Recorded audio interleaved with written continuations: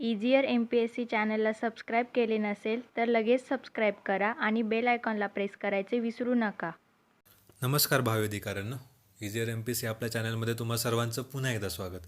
या व्हिडिओ सिरीजमध्ये आपण वर्ड पॉवर मेड इझी या पुस्तकाचा मराठी सारांश बघत आहोत. मागील काही व्हिडिओजमध्ये आपण बरेच नवीन शब्द शिकलो. आता ह्या व्हिडिओमध्ये आपण स्पीच हॅबिट्सविषयी काही रूट्स आणि शब्द शिकणार आहोत, बोलण्याच्या सवयी. तर ही व्हिडिओ नक्की बघा. आपला पहिला रूट आहे टॅसिओ. टॅसिओ हा एक लॅटिन रूट आहे. त्याचा अर्थ होतो टू बी सायलेंट, म्हणजे काय, शांत राहणे. आता यापासून बनलेला शब्द आहे टॅसिटन. टॅसिटन म्हणजे काय मग, स्पीकिंग ऑर सेईंग लिटल म्हणजे काय, कमी बोलणे. त्यालाच मराठीत आपण म्हणतो अल्पभाषी. मग टॅसिटन झाला अल्पभाषी. आता टॅसिट. टॅसिट म्हणजे काय, अनस्पोकन ऑर अनसेड म्हणजे काय, की अशा गोष्टी किंवा असे शब्द जे बोललेले नाहीत आणि जे न बोलतात समजतात, त्यांना म्हणतात टॅसिट. म्हणजेच काय, अनस्पोकन किंवा अनसेड, जे बोलले गेले नाही ते टॅसिट, जे न बोलता समजतात ते टॅसिट. रेटिसंट. रेटिसंट म्हणजे काय, someone who prefers to keep silent म्हणजे अशी व्यक्ती जो शांत राहणं पसंत करतो. आता हे दोन्ही शब्द इंट्रोवर्ट्सला लागू पडतात, टॅसिटन आणि रेटिसंट. टॅसिओपासून बनणारे 3 शब्द आहे टॅसिटन, टॅसिट आणि रेटिसंट. हे तिन्ही कमी बोलण्याविषयी आहे. एकाचा अर्थ होतो अल्पभाषी, एक आहे की असे शब्द जे बोलले गेले नाहीत, आणि तिसऱ्याचा अर्थ होतो अशी व्यक्ती जी शांत राहणं पसंत करते. तर जसा टॅसिओ शांत बोलण्यासंबंधी होता, तसा लोकर हा लॅटिन रूट बोलण्याविषयी आहे. तर लोकर म्हणजे काय, टू स्पीक म्हणजेच बोलणे. टॅसिओ शांत राहणे आणि लोकर बोलणे. तर आता लोकरवरून बनला शब्द लोकॅशियस. लोकॅशियस म्हणजे काय, की लव टू टॉक म्हणजे अशी व्यक्ती जिला बोलायला आवडतं. मग टॅसिटनच्या अपोजिट होऊन गेलं लोकॅशियस. सोलिलोकी. याचा अर्थ होतो a speech to oneself म्हणजे काय, की स्वतःला दिलेलं भाषण किंवा स्वतःविषयी केलेलं भाषण. हे बऱ्याच वेळा आपण नाटकांमध्ये बघतो. त्याला मराठीत आपण स्वगत असे म्हणतो. कोलॉक्युअल. कोलॉक्युअलचा अर्थ आहे यूज्ड इन स्पोकन कॉन्व्हर्सेशन म्हणजे काय, की दैनंदिन भाषेमध्ये बोलले गेलेले, म्हणजे जे इन्फॉर्मल असते, अनौपचारिक असते, त्यालाच बोलीभाषेतले असे म्हणतात. पुढचं आहे सरकम लोकेशन. सरकम आणि लोकर या 2 रूट्सपासून बनलेला शब्द आहे. सरकम म्हणजे काय, अराउंड, आणि लोकर म्हणजे बोलणे, म्हणजे टॉकिंग अराउंड म्हणजे काय, तर थेट मुद्द्यावर न बोलता इकडचं तिकडचं बोलून मुद्दा सांगण्याचा प्रयत्न करणे, फिरून फारून बोलणे, अप्रत्यक्ष बोलणे. सरकमलोक्युशन म्हणजे अप्रत्यक्ष किंवा फिरून फारून बोलणे. तर लोकॅशियस म्हणजे लव टू टॉक, ज्याला बोलायला आवडतं असा. सोलिलोकी म्हणजे स्पीच टू वन सेल्फ, त्याला आपण मराठीत म्हणू स्वगत. कोलॉक्युअल त्याला म्हणू बोलीभाषेतील इनफॉर्मल लँग्वेजमधलं. आणि सरकमलोक्युशन म्हणजे फिरून फारून बोलणे. पुढे आहे लॅकॉनिक. लॅकॉनिकचा पण रूट आहे लॅकर. त्याचा अर्थ होतो concise, economical, in use of words म्हणजे अशी व्यक्ती जे शब्दांचा वापर विचारपूर्वक करते आणि कमी शब्दात जास्त अर्थपूर्ण बोलण्याचा प्रयत्न करते. तिला मराठीत म्हणतो आपण मितभाषी. लॅकॉनिक म्हणजे काय, मितभाषी. आणि इलॉकंट. इलॉकंट म्हणजे काय, एक्सप्रेसिव्ह आणि फ्लुएंट म्हणजेच काय, की एक्सप्रेसिव्ह म्हणजे कसं, भावना व्यक्त करणारे, आणि फ्लुएंट म्हणजे काय, प्रभावी. तर इलॉक्वेंट म्हणजे प्रभावी किंवा भावना व्यक्त करणारे, म्हणजे असं भाषण. इलॉक्वेंट स्पीच जर असेल तर असं भाषण की ज्याच्यामध्ये वक्त्याने त्याच्या भावना अतिशय योग्य प्रकारे प्रभावीपणे सांगितलेलं आहे आणि ज्याचा श्रोत्यांवर एक अतिशय चांगल्या प्रकारे प्रभाव पडला आहे, तसं भाषण इलॉक्वेंट स्पीच. मॅग्नसचा रूट होतो लार्ज. मॅग्नस या रूटचा अर्थ होतो लार्ज, आणि ग्रँडिसचा अर्थ होतो ग्रँड म्हणजे काय, दोघांचा अर्थ मोठा असा होतो. मॅग्नस म्हणजे लार्ज आणि ग्रँडिस म्हणजे ग्रँड. तर मॅग्नस आणि ग्रँडिसपासून 2 शब्द आहे, मॅग्निलॉकंट आणि ग्रँडिलॉकंट.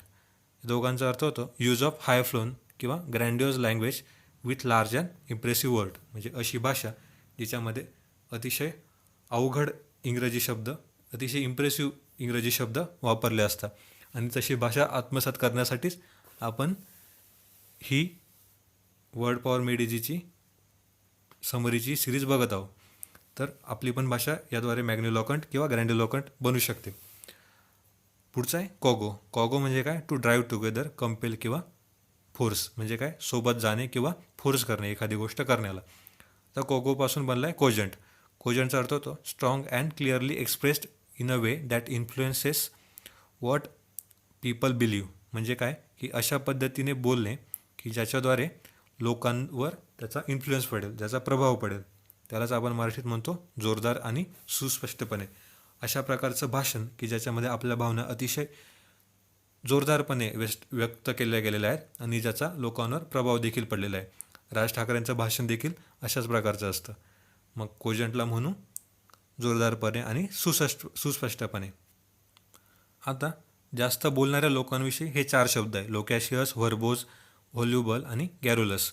या 4ही शब्दांचा अर्थ जास्त बोलणे असाच होतो. म्हणजे हे ऑल आर टॉकेटिव्ह, वाचाळ किंवा बडबडे. पण यांमध्ये थोडासा एक फरक आहे, तो आपण बघू. व्हर्बोज म्हणजे काय? की ओव्हर अबंडन्स ऑफ वर्ड्स. म्हणजे काय? की शब्दांचा जास्त वापर. म्हणजे एखादी छोटी गोष्ट सांगण्यासाठी पण खूप जास्त शब्द वापरणे, त्याला म्हणू आपण ओव्हर अबंडन्स ऑफ वर्ड्स, त्यालाच व्हर्बोज. व्हॉल्युबल म्हणजे पटपट बोलणे. Speak rapidly without hesitation. म्हणजे कसलाच विचार न करता, कसलीच तमाळ न बाळगता पटपट बोलणे, त्याला म्हणता येईल व्हॉल्युबल. आणि गॅरुलस म्हणजे talk constantly and usually meaningless about trifles, right. म्हणजे काय? गॅरुलस म्हणजे काय? की खूप पटपट आणि कंटिन्युअसली बोलत राहणे आणि अशा गोष्टींविषयी ज्या महत्त्वाच्या नाही. गॅरिओ म्हणजे काय? टू चॅटर म्हणजे काय? रिकामी बडबड. तर गॅरुलस म्हणजे काय? की अनइम्पॉर्टंट म्हणजे अमहत्त्वाच्या गोष्टींविषयी, ज्या गोष्टी महत्त्वाच्या नाही यांच्याविषयी रिकामी बडबड करणे, ते गॅरुलस झालं. पटपट बोलणे ते व्हॉल्युबल झालं. आणि खूप जास्त शब्द वापरणे ते व्हर्बोज झालं. असा हा या 4 शब्दांमधला फरक. आता आपण बघितलं की मॅग्नम म्हणजे लार्ज, बिग, ग्रेट. म्हणजे काय? लार्ज, बिग म्हणजे मोठं, ग्रेट म्हणजे उच्च. तर मॅग्नममधून बनला मॅग्नॉनिमस. मग काय झालं? मॅग्नॉनिमसमध्ये रूट झाले मॅग्नम आणि ॲनिमस, राईट. तर मॅग्नम म्हणजे काय? लार्ज, बिग, ग्रेट, मोठं. आणि ॲनिमस म्हणजे काय? माइंड म्हणजेच काय? मन. तर बिग हार्टेड. मॅग्नॉनिमस म्हणजे काय? Big hearted, generous, for giving. Big hearted म्हणजे काय? मोठ्या मनाचा. मॅग्नॉनिमस, मॅग्नम, ॲनिमस. तर मोठं मन, बिग हार्टेड, जनरस आणि फॉर गिविंग, मोठ्या मनाचा, दिलदार. जो की ज्याचं मन मोठं असतं अशी व्यक्ती, जो दिलदार असतो, लोकांना माफ करतो, त्याला म्हणू आपण मॅग्नॉनिमस. मॅग्नेट म्हणजे काय? मग मॅग्नेटमधला पण रूट आहे मॅग्नम.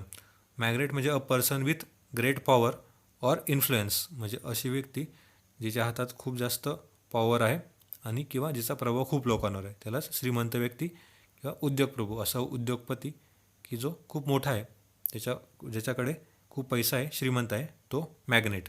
जो की समाजातल्या इतर लोकांना स्वतःकडे आकर्षित करून घेऊ शकतो, असा मॅग्नेट. मॅग्निफायमधले रूट पण आहे मॅग्नम.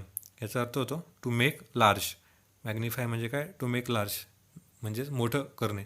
मॅग्निफायरचा वापर आपण एखादी गोष्ट मोठी करण्यासाठी करतो. मॅग्नम हा इंग्रजीमध्ये एक लार्ज बॉटल, म्हणजे कोणतीही मोठी बॉटल, तिला आपण मॅग्नम म्हणू शकतो. मॅग्नम ऑपस म्हणजे वर्क, काम. मॅग्नम म्हणजे लार्ज, बिग किंवा ग्रेट. तर मग मॅग्नम ऑपस म्हणजे काय? बिग किंवा ग्रेटेस्ट वर्क, म्हणजे एखाद्या कलाकाराची सर्वोत्तम कलाकृती. उदाहरण द्यायचं झालं तर मोनालिसा ही दा विंचीची मॅग्नम ऑपस आहे. तर अशा प्रकारे प्रत्येक कलाकाराची एक कलाकृती जी त्याच्या दृष्टीने सर्वोत्तम असते, तिला आपण मॅग्नम ऑपस म्हणू शकतो. आणि पुढचा आहे ओपेरा हा ओपसपासून बनला आहे. याचा अर्थ होतो a musical drama containing singing, ओव्हरट्यून and other forms of music. म्हणजे असा म्युझिकल ड्रामा ज्याच्यामध्ये सिंगिंग पण आहे आणि म्युझिकचे वेगळे इतर फॉर्म्स पण आहेत, त्याला आपण म्हणतो ओपेरा. आपला पुढचा रूट आहे व्हर्बम हा एक लॅटिन रूट आहे. त्याचा अर्थ होतो वर्ड किंवा शब्द. तर यावरून बनला शब्द व्हर्बलचा अर्थ आहे रिफर टू अ व्हर्ब. म्हणजे काय? व्हर्बसाठी आपण ॲडजेक्टिव्ह म्हणून वापरू शकतो. व्हर्बल हा व्हर्बसाठी ॲडजेक्टिव्ह म्हणून वापरू शकतो. किंवा or two words or may mean oral or spoken. ठीक आहे. म्हणजे काय? की शब्दांविषयी वापरू शकतो जे की बोलले गेलेले आहेत किंवा लिहिले गेलेले नाहीत. म्हणजे काय की व्हर्बल ऑर्डर म्हणजे जी आपण तोंडी दिली, जी लिहून न देता तोंडी दिलेली ऑर्डर आहे तिला आपण व्हर्बल ऑर्डर असं म्हणू शकतो. पुढचा आहे verbiage. Verbiage an excess of words or style of using words. म्हणजे काय की शब्दांचा जास्त वापर जर एखाद्याने लेखनात केला असेल तर त्याला आपण व्हर्बिएज म्हणू शकतो. किंवा स्टाईल ऑफ युजिंग वर्ड म्हणजे शब्द वापरण्याची स्टाईल. उदाहरणार्थ आता म्हटलं की मिलिटरी व्हर्बिएज, तर मग मिलिटरी व्हर्बिएज म्हणजे काय की मिलिटरीमध्ये लोक ज्या स्टाईलने शब्द वापरतात किंवा ज्या स्टाईलने शब्दप्रयोग करतात त्याला आपण मिलिटरी व्हर्बिएज म्हणू शकतो. हा झाला दोघांचा अर्थ. या दोघांचा रूट व्हर्बम म्हणजे काय शब्द. आता व्हॉल्वो किंवा व्हॉल्युटस याचा अर्थ होतो टू रोल म्हणजे काय घरंगली. तर व्हॉल्वोवरून बनला व्हॉल्युबल. व्हॉल्युबल म्हणजे काय मग स्पीक रॅपिडली विदाऊट हेजिटेशन. म्हणजे जेव्हा आपण पटपट बोलतो तेव्हा काय की आपल्या तोंडाचे शब्द रोल होत आहेत असं आपण म्हणू शकतो. मग त्याच्यावरून बोलला की व्हॉल्युबल पटपट बोलणे. आता व्हॉल्वोपासून काही शब्द बनतात. रिव्हॉल्युशन, इव्हॉल्व या सगळ्यांचा रूट व्हॉल्वोच आहे आणि यांचे अर्थ देखील आपण लहानपणापासून बघतच आलेलो आहोत. पुढे आहे व्हेंटर किंवा व्हेंट्रिस. त्याचा अर्थ होतो बेली. व्हेंटर आणि व्हेंट्रिसचा अर्थ होतो बेली. यापासून शब्द बनला आहे व्हेंट्रिलोकिस्ट. तर व्हेंट्रिलोकिस्ट म्हणजे काय a person who can make their voice appear to come from something else that is belly. म्हणजे काय अशी व्यक्ती जी तिचा आवाज तोंडामधून नाही तर दुसरीकडून कुठून निघतोय असं दर्शवते. वेगळे वेगळे आवाज काढते आणि आपल्याला वाटतं की तो आवाज तोंडातून काढतच नाही आहे, दुसरीकडून कुठून तरी काढत असेल. त्याला म्हणतो व्हेंट्रिलोक्विस्ट. बऱ्याच वेळा जे हातात पपेट घेऊन लोक काम करतात तर त्या पपेटचा आवाज आपल्याला कळत नाही की कुठून येतोय, तर तो माणूस काढत असतो वेगळ्या जागेतून. त्याला म्हणतात व्हेंट्रिलोक्विस्ट. व्हेंट्रल म्हणजे काय तर बेली.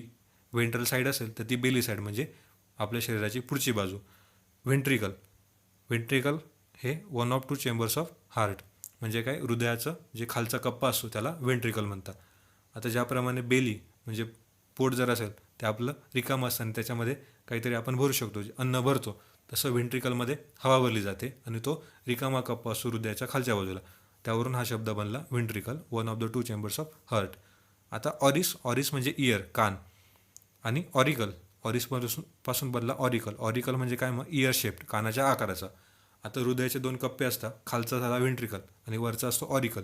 जो वरचा कप्पा असतो तो कानाच्या आकाराचा असतो म्हणून त्याला ऑरिकल असं म्हटलं जातं. पुढचा आहे डॉर्सम लॅटिन रूट आहे. त्याचा अर्थ होतो बॅक म्हणजे पाठ किंवा पार्श्वभाग. मग डॉर्सल म्हणजे काय तर बॅक साईड. म्हणून बऱ्याच वेळेस शरीराचे अवयव जे असतील त्यांच्याविषयी व्हेंट्रल आणि डॉर्सल हे दोन शब्दप्रयोग वापरले जातात, ज्याचा अर्थ होतो पुढच्या बाजूने पोटाच्या बाजूने किंवा डॉर्सल म्हणजे मागच्या बाजूने बॅक साईडने व्हेंट्रल आणि डॉर्सल. आपला पुढचा रूट आहे फेरो म्हणजे काय टू बिअर ऑर कॅरी आणि सॉमनस म्हणजे काय स्लीप. तर फेरो आणि सॉमनसपासून शब्द बनला आहे सॉमनिफेरस. आता सॉमनिफेरसचा अर्थ काय होतो मग सॉमनस म्हणजे स्लीप आणि फेरो म्हणजे कॅरी म्हणजे somniferous carrying sleep, carrying or bringing sleep. म्हणजे काय की अशी गोष्ट जिच्याने आपल्याला झोप येते. मग सॉमनिफेरस टॅबलेट म्हणजे अशा टॅबलेट ज्याच्यामुळे आपल्याला झोप येईल. सॉमनिफेरस लेक्चर जे की कॉलेजमध्ये असतं ज्याच्यामुळे आपल्याला झोप येते अवघड सब्जेक्टचं, तर ते झालं सॉमनिफेरस लेक्चर, झोप आणणारं लेक्चर. इन्सॉमनियामधला रूट आहे सॉमनस स्लीप आणि प्रेफिक्स लागला आहे त्याला इन, जो की निगेटिव्ह प्रेफिक्स आहे. मग स्लीप न आणणारं इन्सॉमनिया म्हणजेच काय abnormal inability to fall asleep. म्हणजेच काय की झोप न लागण्याची एक इनॅबिलिटी, तिलाच आपण मराठीमध्ये म्हणतो निद्रानाश. इन्सॉमनिया म्हणजे काय झालं निद्रानाश.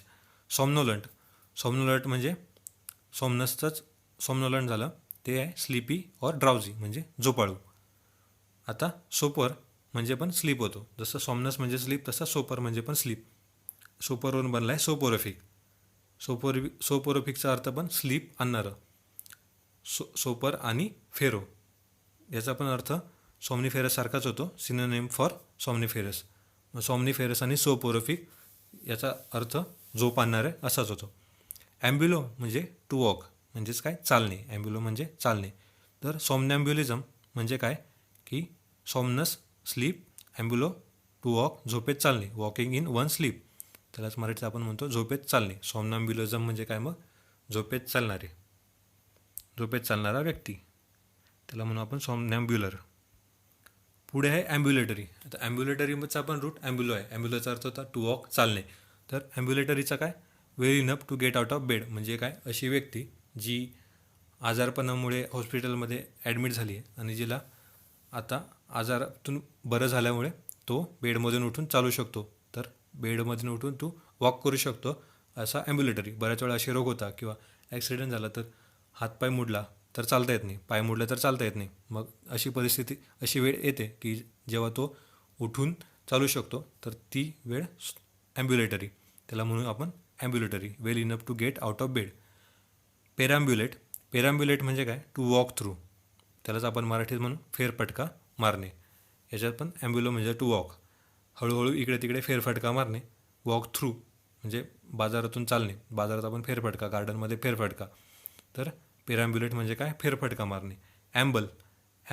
ॲम्ब्युलोचाच रूट आहे, रूटपासून बनलेला शब्द आहे. त्याचा अर्थ होतो टू वॉक एमलेसली, आणि म्हणजे काय की भटकणे, रमतगमत चालणे, हळूहळू चालणे, त्याला म्हणू ॲम्बल. ॲम्ब्युलन्स. आता ॲम्ब्युलन्सचा पण रूट ॲम्ब्युलो आहे, टू वॉक. ॲम्ब्युलन्सवरून vehicle for taking ill or injured people to and from hospital. आता अलीकडच्या काळात आपण ॲम्ब्युलन्स नावाचं व्हेकल वापरतो. सुरुवातीला कसं होतं की जे ॲम्ब्युलन्स कुठे वापरली जायची, युद्धात जे लोक घायल व्हायचे त्यांच्यासाठी ॲम्ब्युलन्स होती. ती ॲम्ब्युलन्स कशी होती की ती फक्त 2 चाकांची सायकल असायची, आणि ती युद्धात जे एखादा जखमी झाला किंवा मृत्यू पडला तर त्याला ते बाजूला चालत घेऊन जाण्यासाठी ती 2 चाकांची सायकल असलेली ॲम्ब्युलन्स वापरली जायची. मग त्या 2 चाकांच्या सायकलला ॲम्ब्युलन्स म्हणायचे, आणि ती एखाद्या जखमी झालेल्या योद्ध्याला, सैनिकाला ती युद्धापासून बाहेर चालत घेऊन जाण्यासाठी वापरायचे, म्हणून त्याला ॲम्ब्युलन्स म्हणायचे. अलीकडच्या काळात विज्ञानाच्या प्रगतीमुळे आपण वेगळ्या प्रकारचे ॲम्ब्युलन्स बघतो आहे. प्रिॲम्बलचा अर्थ आहे प्री, म्हणजे हा जो प्रिफिक्स आहे त्याचा अर्थ होतो आधी, आणि ॲम्बल म्हणजे काय, वॉक. म्हणजे काय, walking something that walks before, जे आधी चालतं. प्रिॲम्बल म्हणजे काय की जी मूळ गोष्टीच्या आधी चालते, त्याला आपण प्रस्तावना म्हणतो. म्हणजे आता घटनेच्या आधी जी आहे ती आहे घटनेची प्रस्तावना, त्याला आपण सरनामा असं म्हणतो. मग प्रिॲम्बल काय झाली, प्रस्तावना किंवा सरनामा. तर मित्रांनो, अशा पद्धतीने आपण नवीन काही रूट्स शिकलो आज, आणि शब्द पण शिकलो. जर मला ही व्हिडिओ आवडली असेल तर या चॅनलला नक्की सबस्क्राईब करा. ह्या चॅनलच्या बाकीच्या देखील तुम्ही व्हिडिओ बघा. ह्या चॅनलविषयी अपडेट मिळवण्यासाठी टेलिग्राम आणि फेसबुकवर तुम्ही फॉलो करू शकता. ही व्हिडिओ बघितल्याबद्दल धन्यवाद. थँक्यू.